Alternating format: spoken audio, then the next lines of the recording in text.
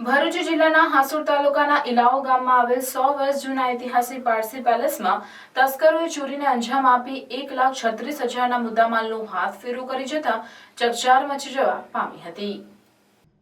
મુંબઈના રુસ્તમ પેલેસ ફ્લેટમાં રહેતા ઘન બહેરામ એડલજી પાલમકોટના પિતાનું હાસોડના ઇલાવમાં આવેલ આ પેલેસ બંધ હતો।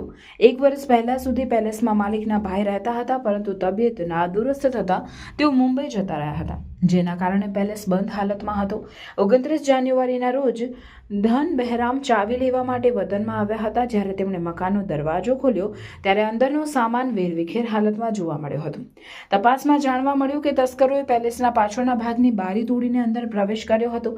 પેલેસમાંથી તસ્કરો રોકડા રૂપિયા 20,000 અને ચાંદીના ઘરેણાં સહિત 1,36,000ની માલમત્તાની ચોરી કરી ફરાર થઈ ગયા હતા। ચોરીની આ ઘટના અંગે હાસોડ પોલીસ મથકમાં ફરિયાદ નોંધાવવામાં આવી છે, જેના પગલે પોલીસે તસ્કરોને ઝડપી પાડવા માટે તપાસના ચક્રો ગતિમાન કર્યા છે।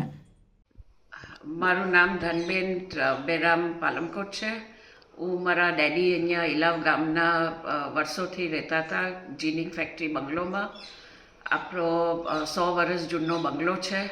મારો ભાઈ સંભાળતો હતો, પણ બોમ્બે કામકાજ વાસ્તે કોઈ વખત જાય જ તો ને પાછો આવે જ, પણ એની તબિયત બગડી આવી ને એ ડેન્ગ્યુ થયો બહુ ખરાબ ને એનાથી ચલાતું નથી, તો અવાયું નહીં। તો હું આવી અહીંયા જાન્યુઆરી 29 આ વરસ જોવા ને ચાવી લેવા, ને પછી જોયું તો બધું વેર વિખેર હતું, બધી કબડો ખોલી દીધી જ। મારા મમ્મી ડેડીના મુક્તાદના ચાંદીના વાઝીઝો બધા ગયા। અમારું 11નું જર્મન સિલ્વરનો બધો વાસણ હતું, આખી પેટારો ભરીને તે બધો ગયો ને ઘણું નુકસાન થયું।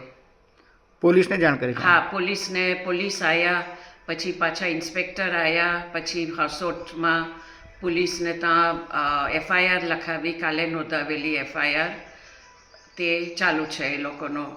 એ ચોર પકડે તો બહુ સારું કહેવાય।